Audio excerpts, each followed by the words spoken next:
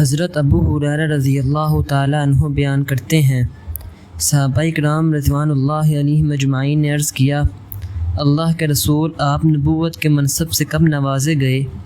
تو آپ صلی اللہ علیہ وسلم نے فرمایا، جب آدم علیہ السلام روح اور جسم کے مابین تھے۔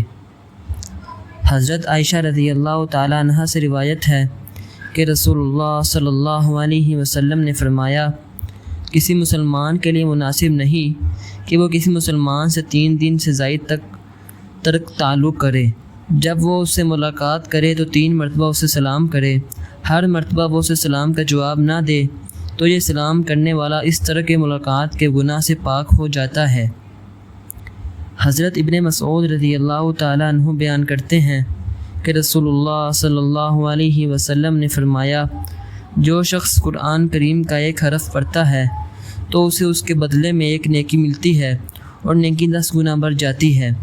میں نہیں کہتا کہ الف لام میم 1 حرف ہے، بلکہ الف 1 حرف ہے، لام 1 حرف ہے، میم 1 حرف ہے۔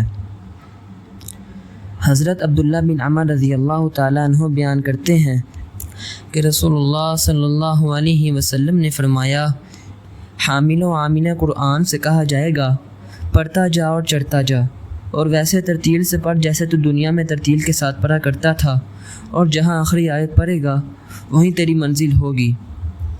حضرت عثمان رضی اللہ تعالیٰ عنہ بیان کرتے ہیں کہ رسول اللہ صلی اللہ علیہ وسلم نے فرمایا، تم میں سے بہترین شخص وہ ہے جس نے قرآن سیکھا اور دوسروں کو سکھایا۔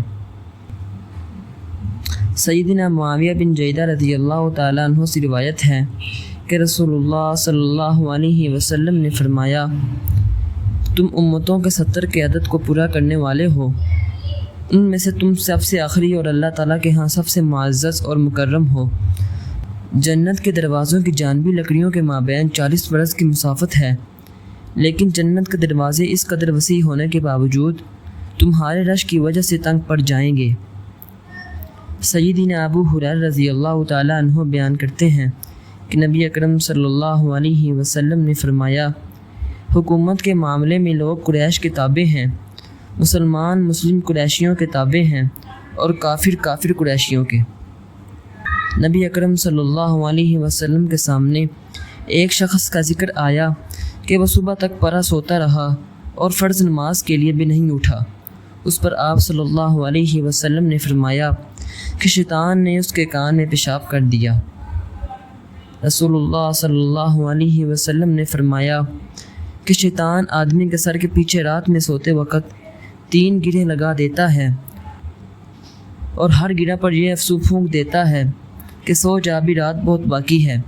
پھر اگر کوئی بیدار ہو کر اللہ کی یاد کرنے لگا تو 1 گرہ کھل جاتی ہے، پھر جب وضو کرتا ہے تو دوسری گرہ کھل جاتی ہے، پھر اگر نماز فرض یا نفل پڑھے تو تیسری گرہ بھی کھل جاتی ہے۔ اسی طرح صبح کے وقت آدمی چاق و چوبند خوش مزاج رہتا ہے، ورنہ سست اور بد باطن رہتا ہے۔